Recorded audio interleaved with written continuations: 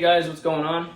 I've been trying to get the yard ready. We have some people coming over for the 4th of July, so we had to fence off pretty much everything, and it was quite a bit of work. Our yard's about 3/4 of an acre, so it's not the biggest yard, but it's good. It's a good sized yard. The fence was just horrible. It was a lot of work.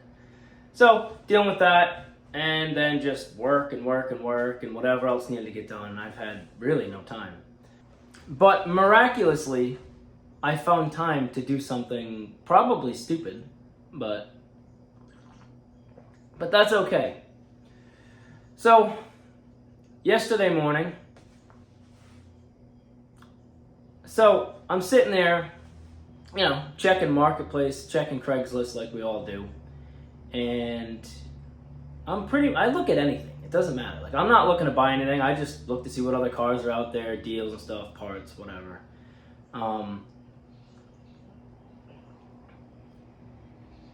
I see something I like online. Not even Marketplace. Craigslist, which I thought Craigslist was dead, but there are still some good deals out there. Do not let Craigslist fool you. There are some good deals still. So I'm scrolling. I'm like, wow, look at that. I kind of like that. The price is really good. Why? That concerns me because that's very popular these days. Anyways, I shoot the guy a text. He hits me back right away. So I'm like, oh, can I come check that out in the morning? Yeah, no problem. I get there. I'm ready. I'm ready for anything. It's going to go good. It's going to go bad. Whatever. I have my truck and everything that I need. The guy didn't even think I was going to show up. And I showed up prepared. He's like, wow, I can't believe it, because no one showed up. No one really showed up. Most people just lowballed them. And I'm not usually that guy. I'm not going to shoot you an offer before I even see it. Most of the time. I mean, I have done it, don't get me wrong. But most of the time, if it's something nice and like that, I'm not going to just lowball you before I see it, because that's kind of rude. So I did come home with something. That's the basis of the story. I came home with something. It's not really good timing because it's not something that I'm going to touch now or even remotely look at. But for the price, you really can't beat it. It's something that I'm not even interested in either. That's what makes it even better. I'm not interested in these at all, but I guess I am now, so we'll figure it out. All right, you guys ready to see what I did? My wife was not happy. Like, not at all. She was very mad. Sometimes you just gotta bring them lunch. Say, hey, how's your day going? Kind of smooth it over a little. All right, let's see what I did. Hey, what's going on, guys? It's Wednesday morning. I'm taking a little ride, a little detour today. I'm about to pull up in a few minutes, so we'll see what happens. I got the car trailer on, so if the price is right, it might come home. If not, I don't need another car. So either way, we're winning. So see you in a few minutes. So how this all went down, I find it on Craigslist, whatever, the whole deal. Message the guy, yeah, he still has it, no problem, cool. I show up there with cash and a trailer on, ready to rip. Like I always do. Like, I'm not messing around. If this thing's nice and I like it, I'm taking it home. So, show up, talk to the guy. Great guy. This car was at a body shop. The whole thing was torn down to be basically restored. I was looking it over. The car is pretty close to rust-free. There is a couple things I do have to fix, which, it's an 82. It's a 41-year-old car. So, yeah, there's going to be things wrong. It's from New England. You're going to get that. So, I'm looking the car over. I know strut towers are a big thing on these. So I look. Driver's side's pretty mint. No problem. I guess this is one of the major things that they have on these. I'm not a Mustang guy, so you guys can tell me in the comments what I should look for, what I shouldn't. This side, yeah, it needs some help. It looks like it has been patched. That patch doesn't look like it belongs there. I have no idea. It could be some backyard type deal. No problem. The radiator support over here, somebody pulled it by that, so that's bent. He actually has another radiator support for me if I want to cut that out and I want to replace that. But it came with the rack, The motor mounts are still in it. The fenders and everything. The fenders are mint. Both sides.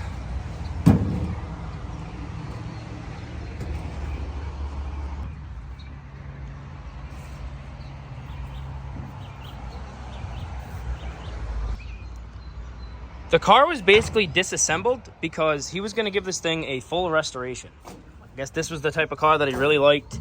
And he ended up finding, I want to say he said an 87 or an 89. That was, I don't know if it was cleaner, if it was better.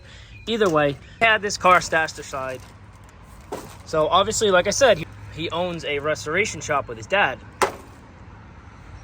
Everything about this car was taken apart and bagged and tagged. I know a lot of us are organized, a lot of us are unorganized. So to find this, it's actually pretty rare when you have a car that's this apart, because most people just throw it in a bucket and say, yeah, I know where that goes. No, you don't. You never do. So literally it has everything. Bagged and tagged, all the nuts and bolts for everything, which to me was huge when you have a car that's this far apart. At least it's all organized. So we got 2 doors. We have the door panels. That's the heater box and everything. In the garage, I have the full dash with all the wiring that goes with it. I have the rear seats. I have the front seats. And there's just boxes and boxes of stuff. Like this all goes to the dash. These are for the headlights, the seat belts, the rearview mirror, more trim. It was a stick car, so it came with a shifter boot and all that stuff. This is all the stuff for the side windows, I guess. I don't really know where this goes. It goes somewhere. I'm not a, like I said, I'm not a foxbody guy, so I don't know where a ton of this stuff goes. But I know these do go on the side windows. This is the cowl panel.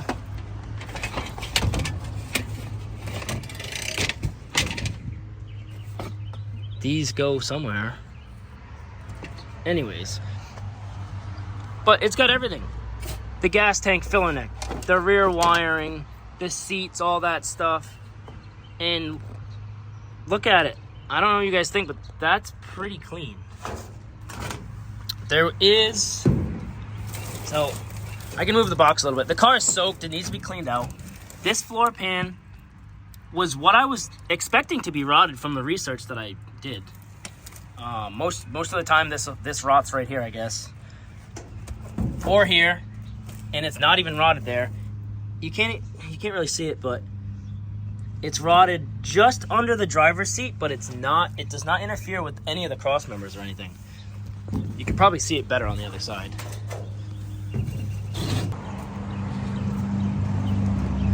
So on both sides, right here is where it's rotted.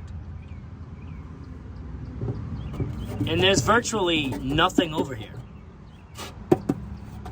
There's nothing over here. So that's very easy access. Oh, I didn't even know it came with a transmission cross member. That's cool. That's nice you threw that in. But everything back here is mint. Up here, okay, what? Oh, no, that's not even a hole. That's a body plug. Where I thought this car was rotted, it wasn't. Rockers are decent. Everything down here is decent. Let's see, what else? There's a little bit of rust. It's rear of the rocker. And the other side's the same way. But that's not bad considering the underneath of the car. Believe me, I've dealt with a lot of junk. And I've seen cars much, much worse than this. This is pretty clean. It's got the factory undercoating on it still. It's still gray or whatever they used.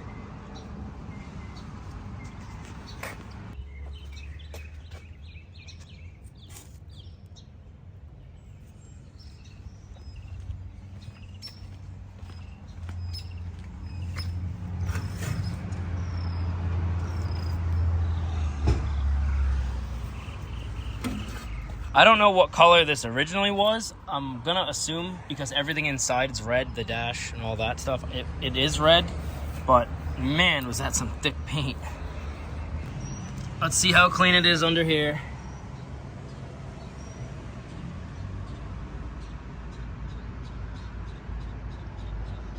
I don't know a ton about fox bodies, so is this considered clean? Is this considered trash? I don't know.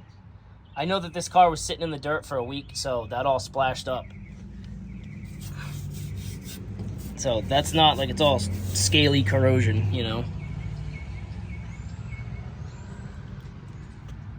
We'll get a good look underneath at the rear. Unfortunately, it's a 7.5, but still a 4-link car.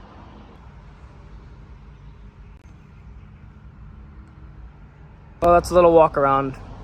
It's not the nicest fox body out there, by any means. I don't really know much about fox bodies, like I said, but when you see a deal like this for the price I got, it has a clean title, has all the registrations from, I want to say 91? Yeah, it's got all the paperwork.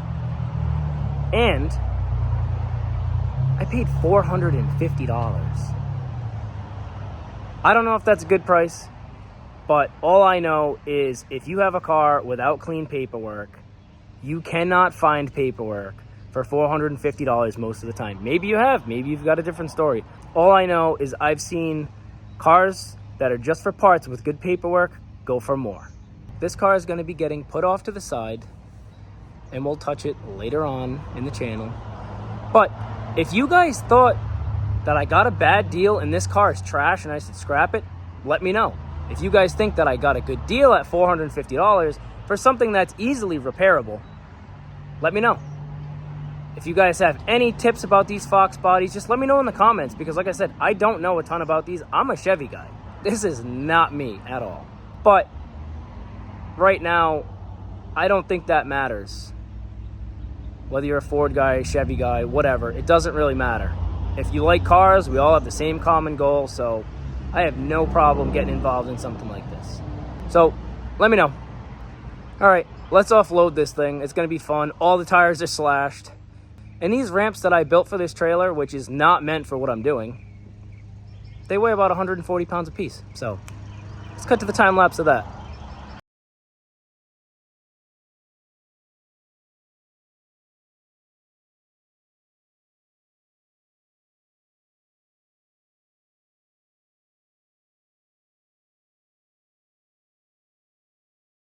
Listen, I'm no rocket scientist, but when you're dealing with junk like this, sometimes you got to get it over on the trailer. You pivot the jack just enough. It's going to be very slow, but it'll get you over.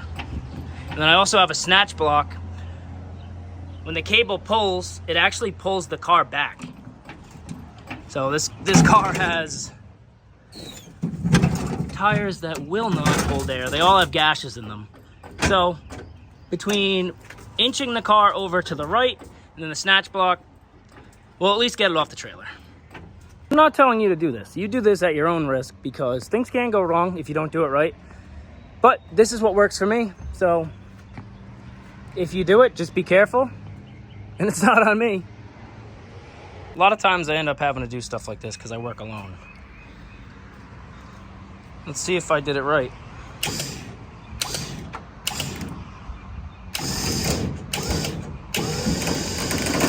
As the snatch block pulls the opposite way, it's gonna pull the car right off. Nope, it did pull it to the side, so I'll have to fix it. But it's closer than it was. All right, it's super hot out. I didn't end up getting all the footage of me offloading the Mustang because I had to have 2 more people come help me. All the tires had gashes in them, so the car basically didn't move. I had to reverse winch it off the trailer using a snatch block, and it was a process. So sorry guys, there was no time lapse of that. I got a little piece of it, but that's it. I'll show you guys the parts quick before I wrap up this video that the car came with. It's got a good portion of the interior. The inner dash structure, the dash with all the wiring, steering column. This was a stick car, so it has the stick pedals. The rest of the interior pieces, it does have these pretty cool seats. Has these fishnet halos, which I guess those are pretty cool. I did just smash one of those by mistake, so we'll need one of those. But other than a couple little burn holes, these seats are pretty mint. So that is it for the parts. You know, the car is loaded with stuff too, of course. It's the S10 sleeping. Here's the Mustang again, up against the fence where it's probably going to be for quite a bit. But, you know, it came with the doors, the heater box, all the other stuff that's in here, the rear seats. Quite a bit of stuff, but I'm going to need one of these now, side glass. I'm going to need a windshield for it. But the main thing I'm probably going to do, honestly, seal the whole car up. Get, these doors kind of suck, but put these doors on, whatever. Get the car all set, sealed, so then I can fix the floor. Anything inside that needs to be done, whether I, paint the floor or whatever, at least it's sealed. I can toss the dash in, I can throw the interior together, and that's all set. Good to go. I don't have to have these parts hanging around in my garage. And that'll just make it a lot easier. So there she is, right next to the S10. That thing is tiny, man. That thing is tiny. I thought the S10 was small, but it's my other door panel. Yeah, she's small. It's nice to see them right next to each other. All right, guys, as always, thank you for following the channel. I appreciate everyone. That about wraps this video up. So we got a new Mustang on the channel. We'll get to that eventually. Getting this S10 to the track and then getting that Camaro running. Those are the next two tasks. And then we'll see what this thing has in store. If you haven't subscribed yet, please subscribe to the channel, like a video, share it to your friends. If not, oh well, I'm still gonna do it anyways, so thank you. See you later.